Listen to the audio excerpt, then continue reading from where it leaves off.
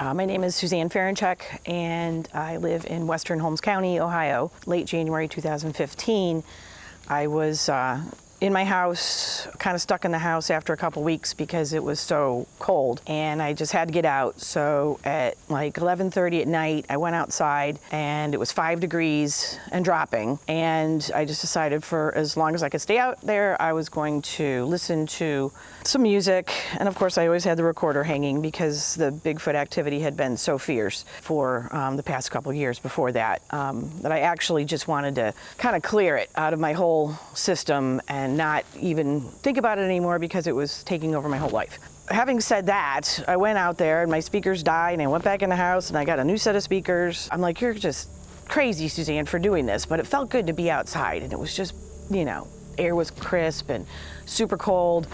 And then all of a sudden I look over, and at the bottom of the power line, 100 feet from our house, was a Sasquatch, right like this, looking right at me. And there was no trees next to it or anything. The snow was, you know, probably a foot deep at that point, and it was just a complete outline of a Sasquatch, and it was doing this.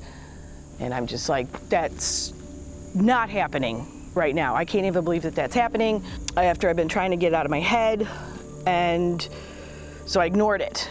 And I'm just like, just pretended it just didn't even happen. And so then, of course, my speakers die again because it was 5 degrees out. And all of a sudden, I hear this huge whack right from the hill, right next to where it was, next to the power line. And I've got it on tape, and I swore the F-bomb a couple times. But then I'm just like, you know, it's just too much. It's taken over too much of my life, and I just can't, I don't even want to talk about it. I didn't want to tell my husband about it. I didn't want to tell anybody. So for a day and a half, I said nothing, and then that was all I could take. After a day and a half, it just had to come out of my mouth. So I told my husband, and, you know, he was surprised I hadn't told him before. And I'm like, yeah, well, I'm trying to get this out of our lives now, and this isn't going to happen. You know, I don't want it to happen all the time, but that it happened. So it's not a story that I tell often, but yeah, as far as power lines, yeah, I'm down with the power lines. They go there.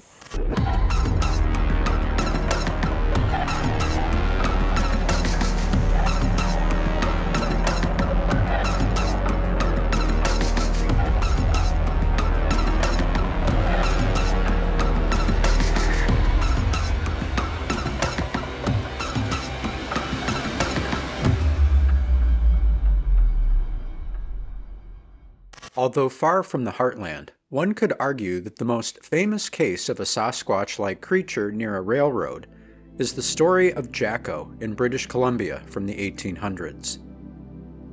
On July 4, 1884, the Daily Colonist newspaper in Victoria, British Columbia, published an article about the capture of a human-like creature resembling a gorilla on June 30, 1884, by railway workers near Yale.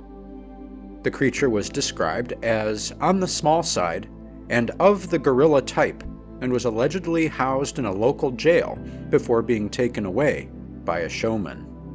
Other newspapers of the time quickly exposed the story as a fabrication. The Mainland Guardian reported that no such animal was caught and called the tale journalistic fiction.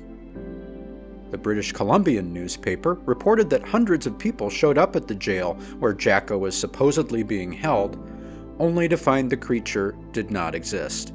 Decades later, the original Daily Colonist article was rediscovered by researchers and began circulating as a key piece of evidence for Bigfoot's existence.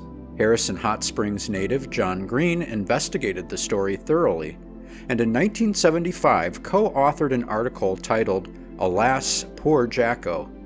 He revealed that the contemporary newspaper accounts from 1884, which were easily accessible to anyone at the time, had already discredited the supposed capture. Green found it regrettable that despite the evidence proving it was a hoax, the Jacko story had taken on a life of its own and continued to be circulated as fact in books and various media. By 1975, it was clear that this story was an example of newspaper fiction and sensational writing. speaking to the allegation that a P.T. Barnum-type showman had taken custody of Jacko, pioneering cryptozoologist Lauren Coleman wrote in a blog post, "If Jacko had been real and shown in sideshows, zoos, or at universities, the entire history of anthropology and zoology in the Americas would be different. Alas, the saga of Jacko appears to have been an editor's tall tale. However, it helped imprint an image on public consciousness, that of strangeness along the continent's railroad lines, so many of which had been cut through dense wilderness. Though the means of transportation would change over time, the image remained sharp. There were consequences for invading wild places. Some of them were hairy and not quite human." Regarding the Heartland itself, one of the most recent well-known cases involving railroad tracks is the latest Monroe monster sighting in May of 2025. Two bow fishermen, a father and son, had accessed a secluded swamp and seemed to scare up something large that had been bedding down. Plenty of sign indicated the presence of a deer herd, so they chalked up the sounds they were hearing to deer leaving the area. Hearing sirens in the distance, one of the fishermen was trying to use a police scanner app on his phone to get more information when suddenly something huge dropped from a nearby tree and landed with a massive thud. It stood up from a crouched position and started toward the elder fisherman. Their dog raced to meet the creature, which changed direction, and the stunned men watched as the dog chased the hairy figure up a slope and over a set of train tracks. The younger of the two described it by saying it was big as a bear, but it looked like a gorilla. Retrieving their dog, the two heard other crunching sounds on the forest floor, which so unnerved them that they left the area immediately. In order to get to this location, one must follow the railroad tracks that are still active, tracks that cut through a marshy area and include multiple bridges. This railway runs directly through the city. This seems to be of no concern for such a creature, though, as the railway that parallels the waterway could provide an easy mode of unobstructed transportation. In addition, its proximity to Monroe could provide the advantages of a lack of hunters in the woods, as well as a healthy deer population. Railroad tracks, roadways, power lines. All of these demonstrate humanity's effect on the environment. A great deal of anecdotal evidence suggests that the opportunistic Sasquatch will sometimes piggyback on the changes made by man, for reasons all its own. They don't want to be put on TV or nothing, but there was one. We have a train that comes through here. We got a train yard, like where they drop off boxes. And there's this one gentleman, he was working one night, and he said the train had just come in and dropped off some box cars and some cattle cars and stuff. It was empty. So he thought, he goes, he saw this figure come out. And he said, and it was all hairy. He goes, there was light there in this yard. He goes, I saw it clearly. It was hairy. It was at least 8 foot tall. It just stepped off that railroad car onto the ground. And that's when I got thinking that, you know, you see these railroad cars sitting along these railroad tracks out in the middle of the country and stuff. What if a Sasquatch would get in one, seek shelter from the cold or the heat? All right, train came in, picked up the cars, all right, relocated them, stopped somewhere else, dropped. So you get these sightings in erratic areas.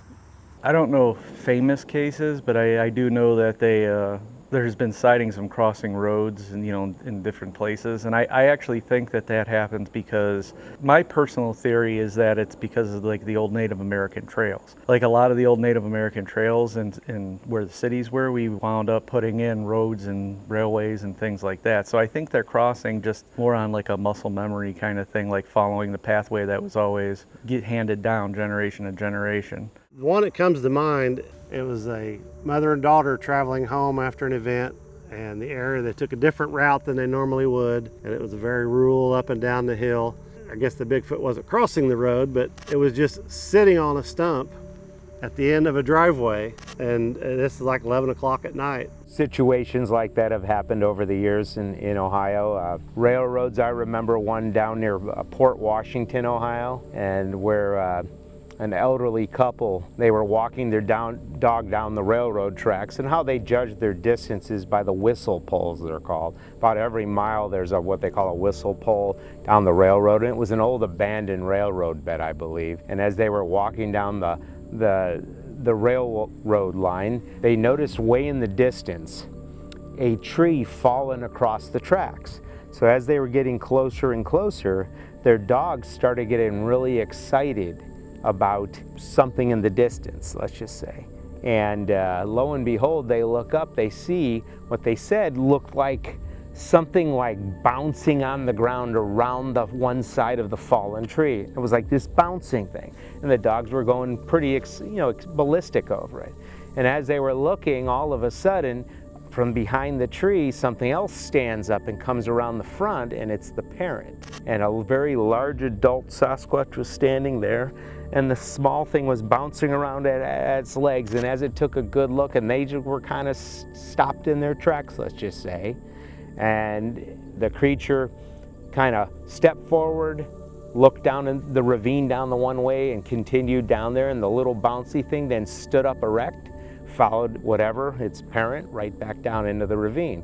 Well, they got up the courage to walk toward it, and they got to where the fallen tree was, and they said they looked at the tree real well, and there was looked like something had torn out all the bark off the tree, because there were all these ants and insects that were on this tree. Apparently they might have been feeding on them, and so they had a very uneasy feeling about it, so they turned around and walked back the other way. And as they were walking back, the dogs started acting up again, and they turned around, and there was the adult standing by the tree again, watching them as they walked away. And I know I said Port Washington, but it was Old Washington. That would have been in Guernsey County, and because there is a Port Washington in Ohio too. So, and that happened like in the late '80s, early '90s, and if I remember correctly, the actual adult was a white creature, like a white silverish individual.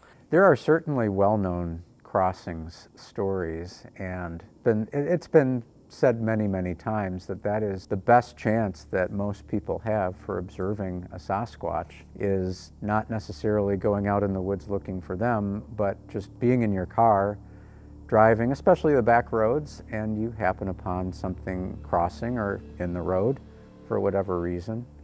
Many, many reports that have been filed focus on those scenarios. One of the most well-known, at least in Ohio, actually took place in Holmes County. And this is a report that was collected by Marc Dewirth and corroborated by Mark Mazel in some BFRO work that he's done. And what's so exciting about this particular report is that there were 2 carloads of people involved, separate from one another, but who both observed precisely the same event. This Holmes County report it took place in the summer of 2012 near Nashville, Ohio. There were 2 carloads of people independent from one another heading west out of Nashville, and observed a Sasquatch coming out of the tree line, entering into a bean field, and then crossing the road in front of their cars. As it crossed, both cars slowed down to get a better look, presumably.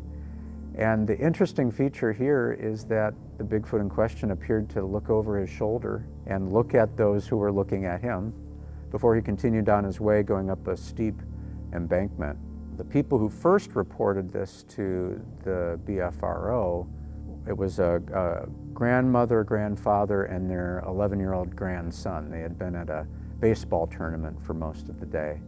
And so when Marc Dewirth did a library presentation in Holmes County, this family went there to talk about their experiences, and they shared what had happened to them, and that they had observed a car in front of theirs that slowed down, and they had to have seen the same thing, otherwise there would be no reason for them to slow down.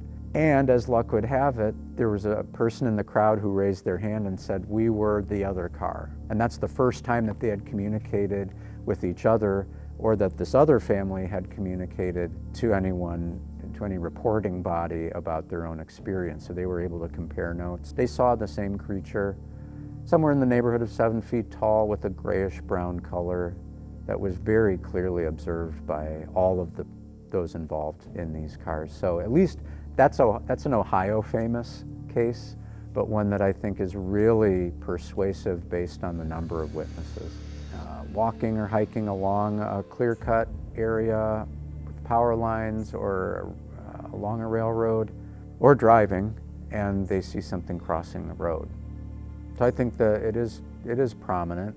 Certain areas in Ohio go through flaps, and I think that could be attributed more to just a creature or family group moving around from place to place.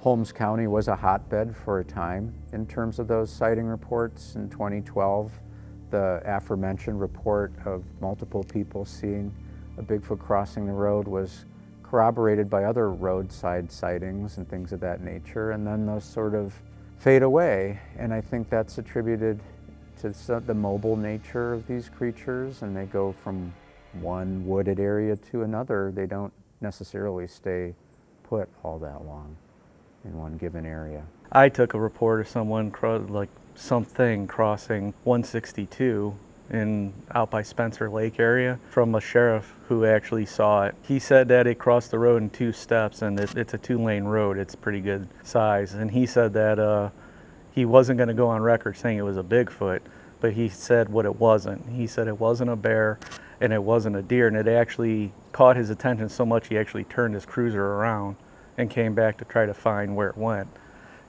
so there's that. 2 legs crossed in 2 steps. A personal favorite of mine, and one that I've talked about for a long time with various people, is the big head sightings that took place in Richland County. Again, an Ohio-based case. Over the course of a couple days, the so-called big head Bigfoot, because of the size of his noggin, appeared to be at least 3 feet across, which is just astounding in terms of what might actually be the cause behind something with such a big head. Also with large reddish-orange eyes that were estimated to be the size of golf balls. I mean, just an outlandish creature. But it was observed here again by not just one singular person, but a group of people, in this case children from the same family, and all the sightings took place in and around a railroad crossing, railroad bed that was near their home. They spent a lot of time there playing and doing what kids do along the train tracks. And that's where they had their series of sightings, which is pretty exciting, because for a long time these folks were known by name. It was published in the local papers. For a time they would have been contactable by researchers, but I think the last known members of that family were either unwilling to talk or were in poor health, so that they didn't want to mess with that portion of their lives anymore. The other one was uphill 421 going to Versailles along the Jefferson Proving Ground. There was 2 people that saw one actually run across the road and go under the fence. There was a culvert, and the fence ran across, and you could crawl underneath the fence. And it ran across through there. After they told me that, I went there. It was like a couple days after they saw it, and I went there. And sure enough, something large had actually went underneath there because it was still wet. I found a partial footprint, and these people were so bothered by this, they wouldn't come back to it. They had to actually just point to it on a map. I had one of these maps of the area. And it's right here, there should be a culvert, and you'll find it. I said, well, you want to go back with it? No. We're not even traveling that road again. But yeah, and something else here, at the proving ground, most times we put razor wire up or barbed wire up, it's facing out to keep people from coming in. At the proving ground, that's reversed. They're trying to keep something in from coming out. I had a report come to me. I did a public lecture over in Fremont, Ohio, which would be Sandusky County, and I had a family come up. They were very excited. They wanted to talk, and I said, hey, let's see what they have to say. And apparently they were going down, I believe it would be State Route 19 South, heading toward Fremont. This was in broad daylight, around 3 o'clock in the afternoon, middle of the day. As they were coming down the road, I think the kid in the back seat said something to the fact that hey, what's that crossing the road? And as the parents looked up, they saw this very large creature take 3 steps across 19 and go into this woods on the right-hand side, which dropped down into a ravine. When they got up to where it was, they had slowed down significantly, almost to a stop. Where it came from was an old cornfield that had yet to be taken down. Matter of fact, I believe the date was October 27th or 28th of that year. And the corn was just starting to coming down, so they kind of got the idea that maybe that the corn was being worked on the other side, and whatever they saw was in that field, and decided it was time to make the move, and they made the move, crossed over to the other side. I got out to that location within, it had to be 2-3 days from when it happened. And because my talk was actually the day before, or the day after it happened, I believe. Yeah, because they came to my talk because they heard I was speaking, wanted to tell what they had seen. And so I got out there like immediately, and that ravine was a creek valley that it basically just fed into a larger body, a larger river type, situation in that county. They said it took 3 steps across the road. They said the arms are really long. They said it kind of walked with a slouch, almost like bent forward. And if you go on the BFRO website, I think it's up on there, listed under Sandusky County, just for reference. At the distance, they were about a 1/4 mile away when they saw it. And of course, they're going 55 miles an hour. So they got up onto it pretty quickly, but it just really seemed to be determined to cross the road. And when I got there, the cornfield on the left was pretty much almost completely taken down. I mean, they were removing the corn. It was harvest time. What's the prominence of these type of sightings in Ohio? Yeah, I think that what it says is that there's a lot of areas that can hide an individual like that, or a group of them. For example, a cornfield, a tall cornfield that is 8, 9, 10 foot tall could easily hide 2 or 3 of them that are just sitting down in the corn during the daytime killing time until it gets dark. Obviously something spooked them to cause them to move, or that one to move across the road in that type of situation. So I mean, typically, where there's shelters where they're going to be, and when things change, they got to move quickly. And think about it. How many places in Ohio actually have roads that go more than 2-3 miles before you hit another road? So they have to be crossing them no matter what. One that I just find fascinating, and there's crossover here with railroad as well as state forest land, and this took place in July of 1980 near Nelsonville, Ohio. 3 students at Hocking Technical College, on a hot night, they decided to get out of the dorm and walk into town, and the easiest way to do that was to go along train tracks. It was the Hocking Scenic Railroad tracks that ran right into Nelsonville, so it was not unheard of to go from the dorms into town, buy some groceries, and head back. And so there were 3 witnesses in this case doing this at nighttime, and something they were very used to doing. But they saw something in the distance, sort of obscure light that was towards town, crossing the tracks, going to the other side. They didn't really know what to attribute that to, but as they got closer, about 50 yards from where they had that sighting, one of the witnesses looked to his immediate right and reports that no more than 10 to 15 feet away was a 7 to 8 foot tall creature with, the detail about this report that I love is that he was so close to it that it didn't have like the classic red or orange eyes. He said the moonlight was reflected in the eyes of this creature. And it just stunned them. They had been in town, were coming back, so he dropped all the groceries that he had purchased, which for a college student, you think, that's not a small deal. Spending a lot on groceries probably out of what you have.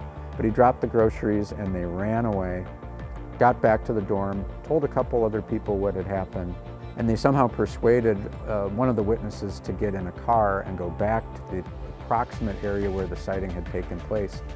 But as he got closer, and this is not necessarily a feeling of being watched, but the closer he got to the sighting area, the more freaked out he became. He broke out into a sweat and really started to react emotionally. He did not want to see this thing again.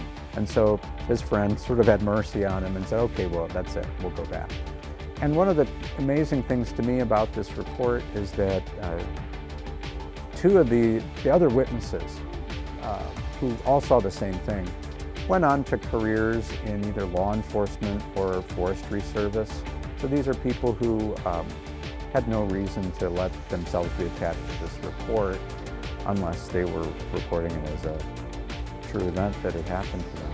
The only one that comes to mind is the one where we were going down that road in the forest and looking out the rearview mirror, and someone saw one run behind us across it was a lane. Yeah, and we're, on that one, went back and there was prints actually casted off of it. And then where they had been kneeling down. As we were going by, the person looked out the rearview mirror and saw them cross as somebody else was coming down the trail behind us, or the road.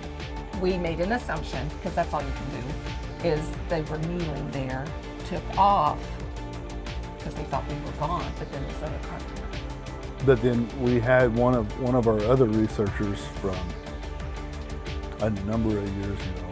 That's what got them into it. They was ghost hunters, and they're driving through one of the state forests. Had been doing ghost hunting at some of the cemeteries, I believe, and early 1, 2 o'clock in the morning, and had one run across in front of them. And that's what got them totally into the Bigfoot. And then they just totally got into it, and ended up writing 3 different books and a number of things off because of that, and then where they really got into it. And we learned a lot off of what she had done doing habituation sites and stuff because of having that one sighting. And that's why, I mean, some people just totally get into it where other ones are out of it. While sightings of Bigfoot are, by any definition, rare occurrences, a large percentage of them happen in conjunction with the activity of driving a motorized vehicle. Occasionally, this activity overlaps with man-made pathways like railroad tracks, a combination highlighted in this very recent account from the Buckeye State. On May 14, 2025, a truck driver in Jefferson County, Ohio had a remarkable mid-morning sighting. The driver was hauling oil to Steubenville, a route he had been running twice a day, Monday through Friday, for 10 months. So, he expected to see a lumberyard below the highway with railroad tracks behind it as he traveled northbound. He looked out the driver's window with an elevated view, and what he did not expect to see was a Sasquatch. But there it was, standing in the middle of the railroad tracks, a very large Bigfoot with brown hair from head to toe, with black hair or muddy hair on its chest.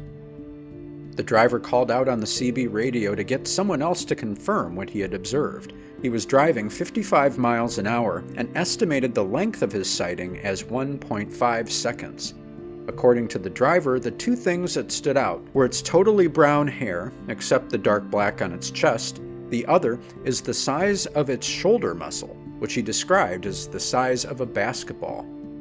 Another case from Ohio involves a husband and wife traveling by pickup truck in Fairfield County on December 20th, 2019. In the complete darkness of winter, around 9 p.m., they came to an intersection where they both watched as a very large, very tall bipedal creature approached their truck from the left at a full run, coming within 3 feet of the driver's side. Traveling at approximately 60 miles an hour, they could only react in dumbfounded silence as the near miss took place, the running figure passing behind their speeding vehicle. Comparing it to their cab's roof, the couple estimated the figure stood at least 8 feet tall, with consideration for its slouched position while running. They noted that in the headlights, the fur had a reddish blonde cast. A potential explanation for this sort of reckless behavior is that the creature might have been in pursuit of deer. There is a preponderance of deer in Fairfield County, so much so that the male witness had collided with deer on a previous nighttime drive. Both witnesses are crystal clear, however, that what narrowly missed them that December night was nothing like a deer. A third Ohio-based account presents a chilling encounter with the unknown. A young man, who was a senior in high school, had just dropped off his girlfriend in Mahoning County near White House Fruit Farm. It was July of 2004. He was driving down the road about 10 p.m. and thought he saw a very large man walking on the side of the road. As he got closer, he realized how huge this walker was. The driver moved over and slowed down to take a look. They both looked at each other. The witness realized in a heartbeat he was face to face with Bigfoot.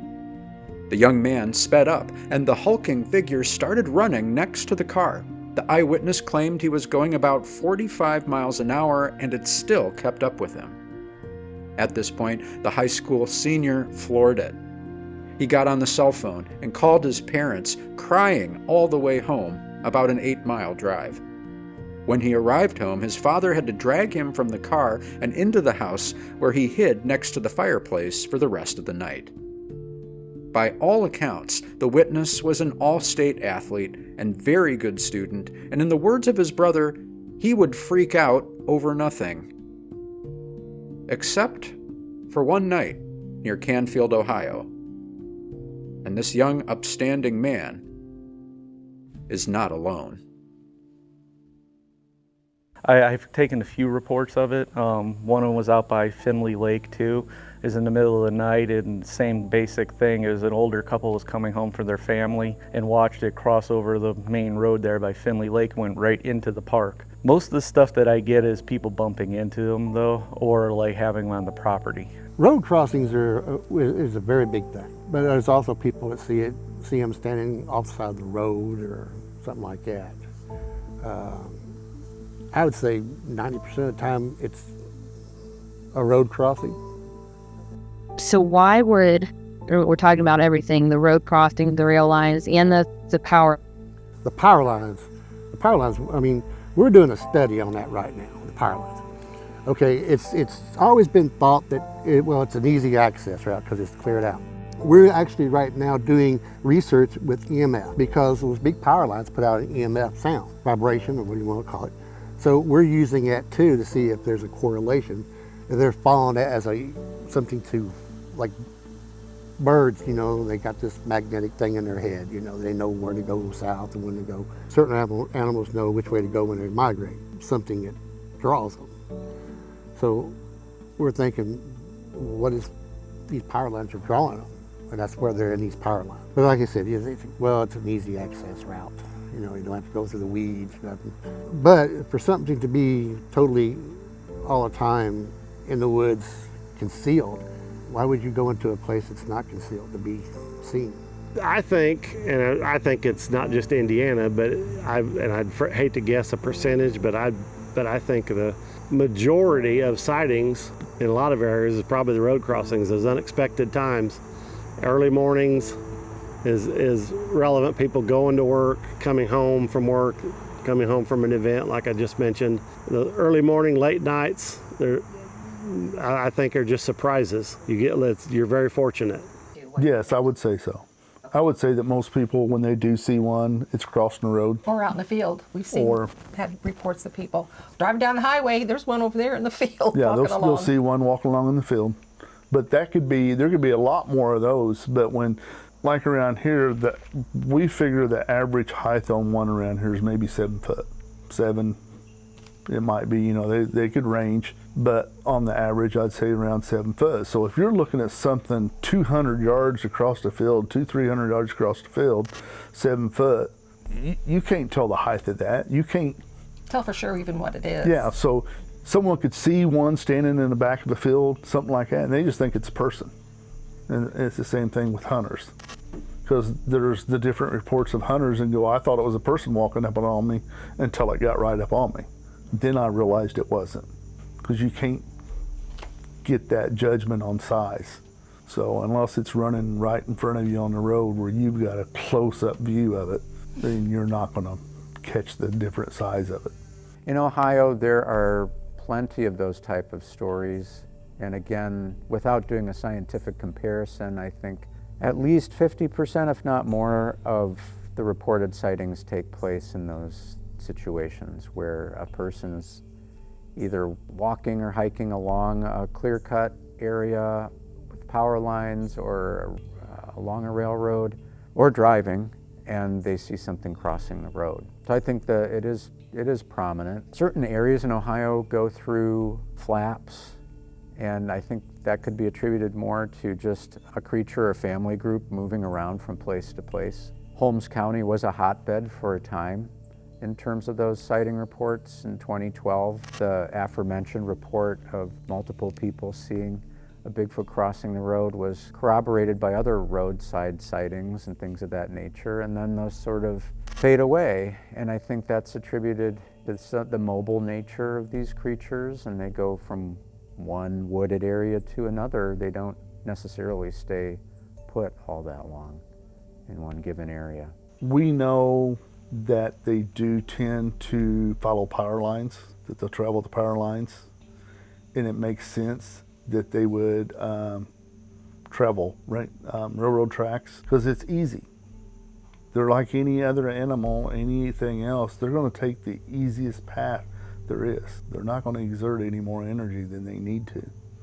So it makes sense that they would follow something like that, especially if it's in the middle of nowhere where someone's not going to see them, because that's whatever they're doing, they're very self-aware of themselves, and they know where to stay at where people's not going to see them. And when they do cross a road, from the stories that I've been told, when they cross roads and people see them on the road, it's because they was chasing something. They was actually in the midst of chasing or running after something, and they ran out in the road.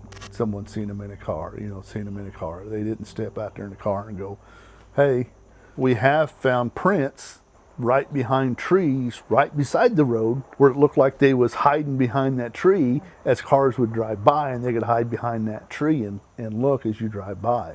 Again, you mentioned the power lines. You hear a lot that it's an easy path from point A to point B, and I think that in Indiana especially, I think the mobile Bigfoot is more common.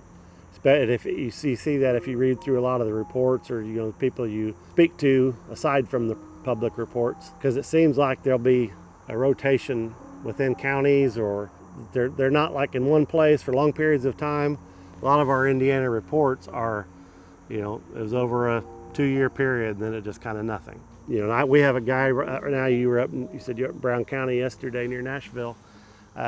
We were part of the IBRO's. We started a conference last year, Indiana's Bigfoot conference. And after the conference, we had an older gentleman from Columbus approach us, asked my son-in-law if he was a believer, and he said, yeah. And then he ended up inviting us out to his property where he and his pastor had a daytime sighting of a female. He has about a 10-acre plot of ground that he has kind of made a wildlife refuge kind of thing. He just wants to protect it. When we were first going out there to meet him, we're driving out, we leave town, and as you get out, it's just a little more country, which Columbus area is starting to get a little bit of forest and hills, but still a little bit flat. And as we're driving out there, I'm thinking, man, there's just not a lot of area out here that, where a Bigfoot would hang out, and the wildlife. But then as we got out there and get to talking to the guy, you've got a big creekway, creek, not even a quarter of a mile from his house, but there's a lot of these little patch woods all the way through the area. And I think it's kind of like a safe place. They find places that they know are safe, and I mean, even this small property, we've had 2 or 3 deer on it while we were out there the first time. So I mean, there's food, there's water source, so it could support a large creature. But I think Indiana a lot is kind of a travel through area. I really do. Yeah, well, I think there's different reasons in each case. The roadside thing has always fascinated me because it seems like a real vulnerable spot for a Bigfoot to use. Almost nonsensical. Like, if you have other ways to get around, why would you even bother with a road crossing unless there's some compelling thing on the other side of the road that they're after? Otherwise, they're very vulnerable in some cases. One thing that seemed to make sense to me is a handful of reports that I've heard or seen where somebody's driving along, they come around a curve in the road, and there's a Sasquatch in the middle of the road, lying down, like almost in a fetal position. And one might think, well, what's the deal with that? But it's been suggested, and we all know, that asphalt roads at least absorb heat. So that might be a reason to lie down in a road, is you're absorbing the heat from the road that it's gotten all day through the sunshine and using that to warm up. And then they pop up and they're on their way if they hear the sound of a engine approaching. Aside from that, it just would seem like closest between points A and B involves a road and you cross it. But again, they're making themselves very visible and vulnerable when they do that. So in the case of like power lines, that seems to be there's more logic behind that, simply because there's forest line all along there, but there are less obstacles. So if they're really trying to get somewhere, following a power line would seem to be easy, or easier than roots and rocks and going through trees all the time. If there's a perception that they could be seen, the forest is right there and they can duck in there and become concealed. Crossing the road, I mean, people go to where it had been going. They follow the trail where it had went. I follow where it came from. I want to know why it was coming from this way. Was there a reason, or is there something? And most of the time there's a food source. They're not walking down the middle, so they're not leaving obvious sign, but they're still utilizing the openness.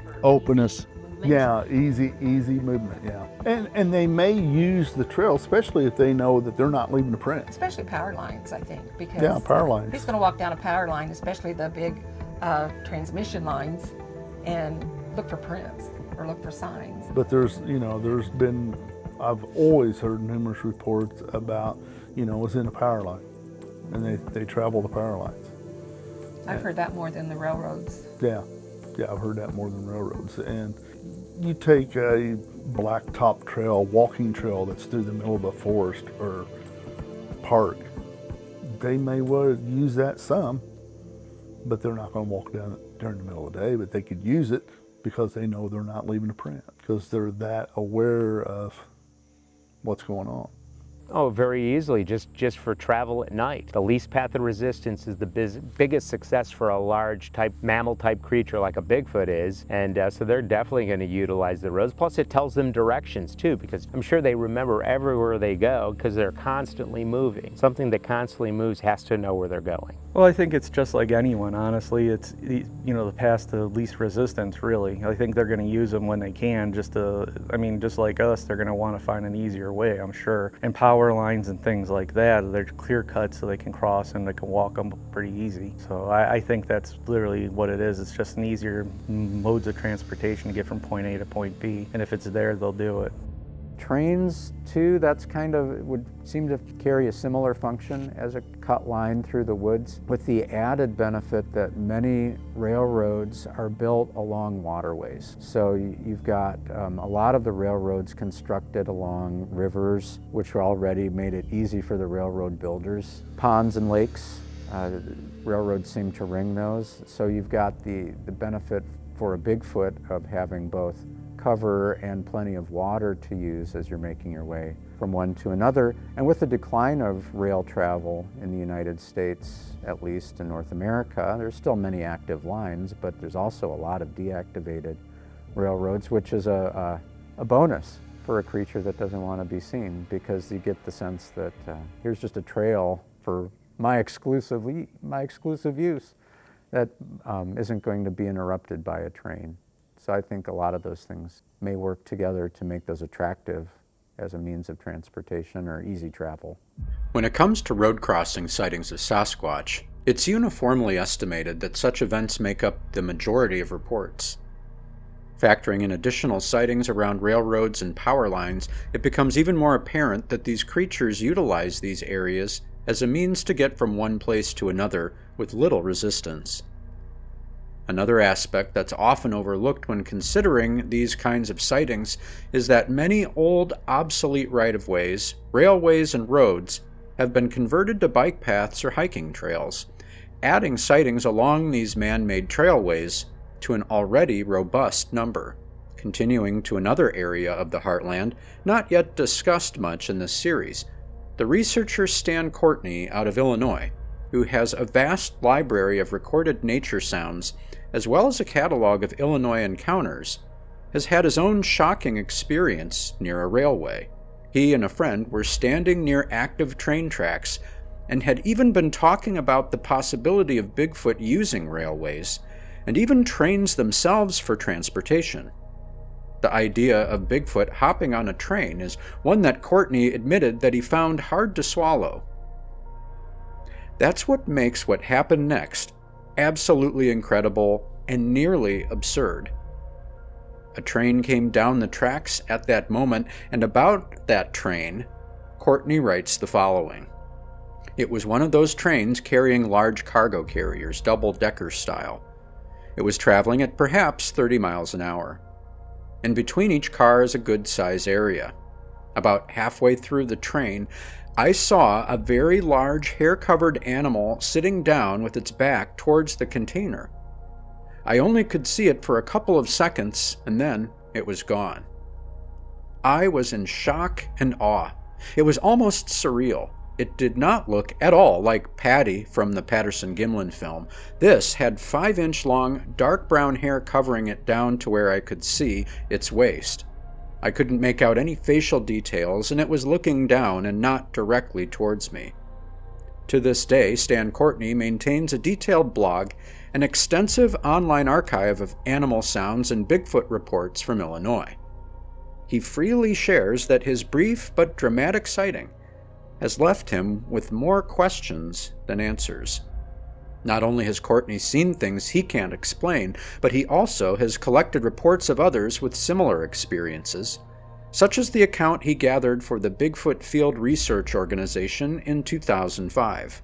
It was submitted by an eyewitness who was just a youngster in 1973, living in Hamilton County, Indiana. The witness, 13 years old at the time, was riding bikes with a friend near some abandoned railroad tracks when they heard a crashing sound.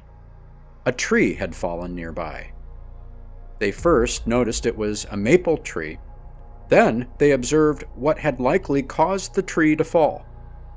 Standing less than 100 feet away was a 7.5-foot, 450-pound man-thing with very long arms.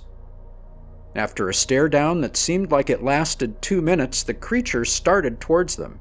They wasted no time in pedaling home as fast as they could.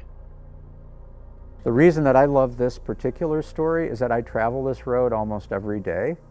So it's from Geauga County in Ohio along Wilson Mills Road, which connects the Chesterland area with Chardon, and a lot of people in Northeast Ohio have heard of Chardon because it gets a lot of snowfall.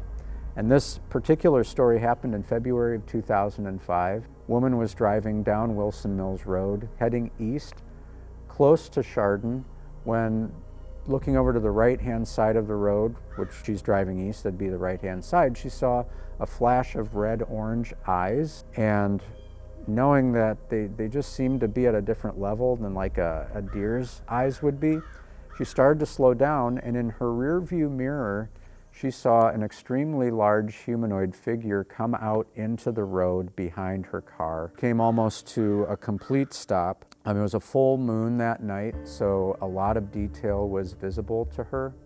And the height comparison, she didn't give a footage amount, but she said it had to be about as tall as a stop sign and very thick in all of its limbs, and walked across the road from south to north with a strange sort of slouching posture, almost like it knew that it had been seen and was trying to make itself as small as possible before it could reach the tree line.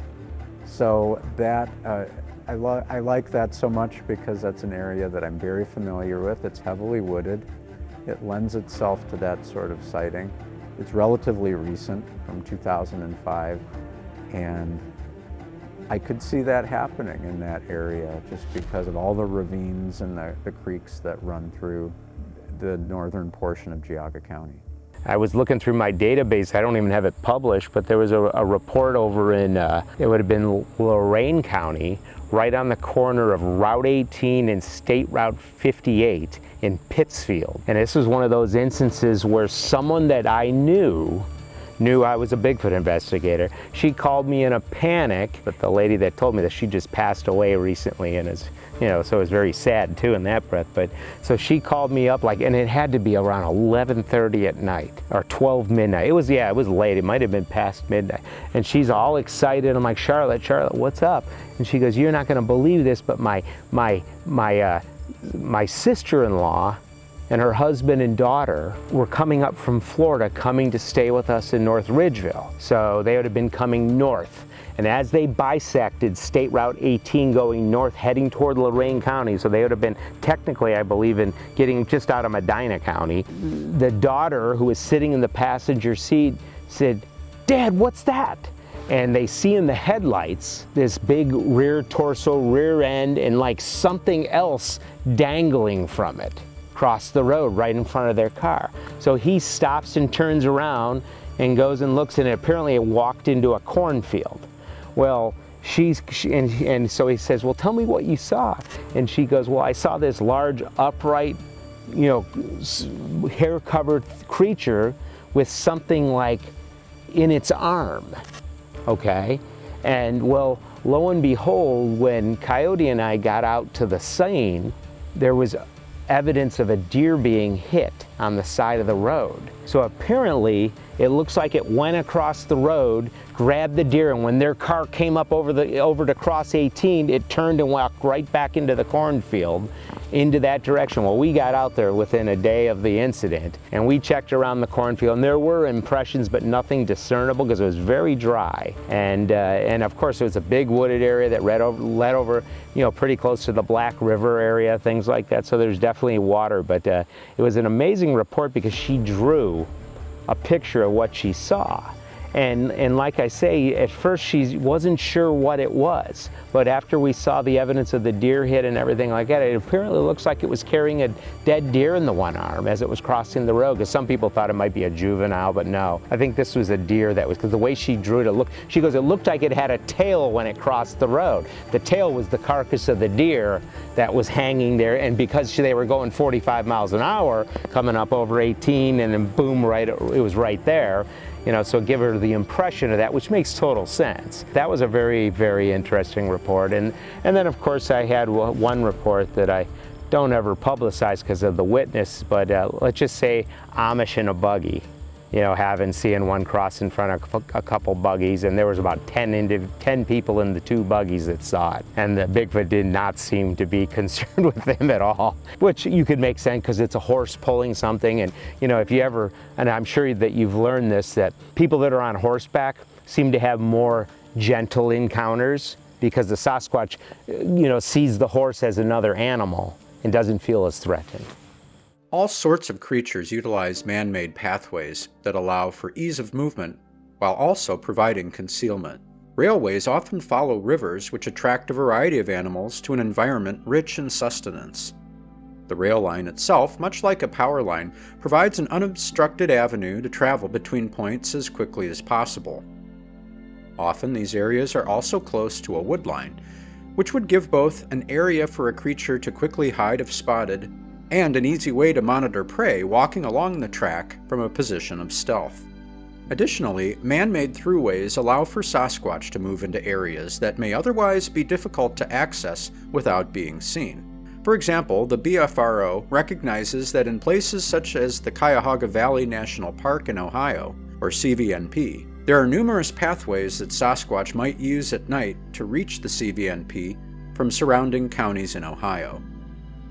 In other parts of North America, Sasquatch seem to follow creeks, rivers, and ridgelines when moving long distances. In the region around the CVNP, sightings and track finds suggest different primary pathways for long-distance travel. Those primary pathways are high-tension power line routes, abandoned railroad beds, and the Buckeye Trail. Sasquatch isn't the only monster that is reported to utilize areas like railway tracks for movement over the decades. The Enfield Horror, another Heartland cryptid, is an example of this. The Enfield Horror terrorized Enfield, Illinois in April 1973. Described as a three-legged, gray-colored, ape-like beast with large pink eyes, the creature allegedly attacked a young boy and tried to enter several homes, leaving behind strange tracks. The events began when a young boy, Greg Garrett, reported being attacked by a creature with 3 legs, short arms, and reddish eyes. Shortly thereafter, on April 25, 1973, Mr. and Mrs. Henry McDaniel returned to their home, and Henry had an encounter with a thing that looked like it had 3 legs, 2 pink eyes as big as flashlights, and short arms on a 4.5-foot tall and grayish-colored body along the Louisville and Nashville railroad tracks in front of his house. McDaniel claimed to have shot the creature, but it ran away, and he found strange footprints nearby. The incident led to widespread panic, with many residents arming themselves to hunt the creature. We also have stories such as the Defiance, Ohio werewolf, which was spotted along both a railway and a road. On July 25, 1972, Ted Davis, a railroad worker, was on the Norfolk and Western train lines. With no warning, he had an extremely close encounter with a 6-foot-tall, hunched-over werewolf, which, for some reason, was holding a large wooden board. Ted soon discovered the board's purpose. The woven creature hit Ted on the shoulder with it and ran away. Then, on July 30th, Ted and co-worker Tom Jones both witnessed what was evidently the same monster. This time it showed no aggression, for when the wolfman realized it had been seen, it disappeared into the underbrush. Davis and Jones filed a police report. Chief Donald Breckler admitted that while he didn't take the initial report seriously, something about the eyewitness testimony made him think twice. For the sake of public safety, an investigation was launched. Then, a third sighting occurred. A grocery store employee driving home from a late shift saw what today would be called a dogman run in front of his car. Newspapers such as the Toledo Blade and the Defiance Crescent News covered the strange sightings with varying degrees of seriousness, and the sightings ceased as abruptly as they started. Road crossing sightings are often comprised of quick glimpses of a creature moving from one area to another, apparently surprised by the sudden appearance of an oncoming vehicle, but sometimes ignoring the vehicle altogether. Harkening back to the recent Monroe monster sighting, the original incident in 1965 included a Sasquatch emerging onto the open road, but instead of fleeing, it attacked the car driven by Christine Van Acker before returning to the woodline. A late-night drive turned terrifying in an instant, leaving physical and emotional scars. Paved roads are more than just a means to an end. The Lincoln Highway and Route 66 evoke feelings of nostalgia and, to many, represent freedom. Railroads and trains are much the same. When looked at from the perspective of history, they can stand as potent symbols of progress, adventure, and the American spirit. So it may be only natural that these modes of transportation would bring us into direct contact with the mysteries that occupy this land, while giving said mysteries the opportunity to find us. There is no doubt that humanity has changed the face of the Heartland, imposing our will with power lines and railroads and expressways. These crisscross the terrain, steel and asphalt testifying that we have changed this place. But as long as Sasquatch are seen in these same places, the sneaking suspicion remains we haven't conquered it. Not even close.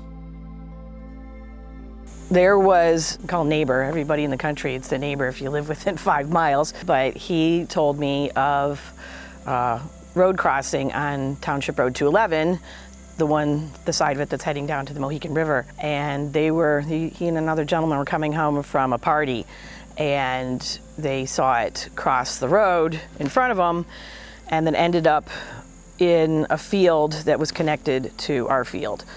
And he said the one guy that was actually drinking a beer in the passenger seat took his beer and it went all over when they saw it. But yeah, that was 2 weeks after I'd seen it down the power line. Were there any distinctive features aside from the stance, obviously? Could you tell like fur color or anything like that? As far as when I saw it come down the power line, it was just all black. It was absolutely all black and it was standing there like this. Very imposing looking, but I think by the time I did measurements, I went out there afterward, and sure enough, there were snow tracks that, kind of looked like boot tracks, but they came across the field, and nobody was going across the field at 5 degrees, in the middle of winter. So they came across the field, crossed the road, and then went up the power line. So, but that's a big deer trail too, so it could have just been following that, and then he saw this crazy woman outside in the middle of the night, 5 degrees. He was like, "What's that?" And then I ignored it, and then it made a big, huge, loud sound. So, and maybe it was a tree that was exploding because it was freezing. I don't know. But it certainly scared me. And then I found out about that other sighting 2 weeks later, and I just felt a little bit better about it. But just because of the emotional part of it, of not saying anything to anybody for a day and a half. I thought, well, if I didn't say anything to anybody right then I just can't say it at all. Then they're just going to think it didn't happen. And then I, found out later from, somebody, a psychiatrist that happened to be at a camp out that that's trauma, and that was a actual normal response. And I'm like, oh, cool, I feel so much better. But yeah, you can never underestimate. I have such sympathy for people that have these like really close encounters, and mine was 100 feet away. I feel sorry for the ones that are like 10 feet away, what they have to deal with, because it can really turn you upside down. And this is 2025, and that happened 10 years ago, and I'm finally coming out and saying something about it publicly. Would you want to see one again? Not necessarily. If it was like kind of far away, I wouldn't mind seeing it, just cruising along, but I don't want it. I don't want it that close. I'd do better with it now than I would have back then. But back then I was just still scrambling for all kinds of information, and what is it, and is it dangerous, and and I just didn't want to be one of those people who's like, oh yeah, I saw another one, so now that makes 2. I just didn't say anything to anybody about it. So it's just so great to have more information and the support people around me. And I don't care as much anymore. I'll say it.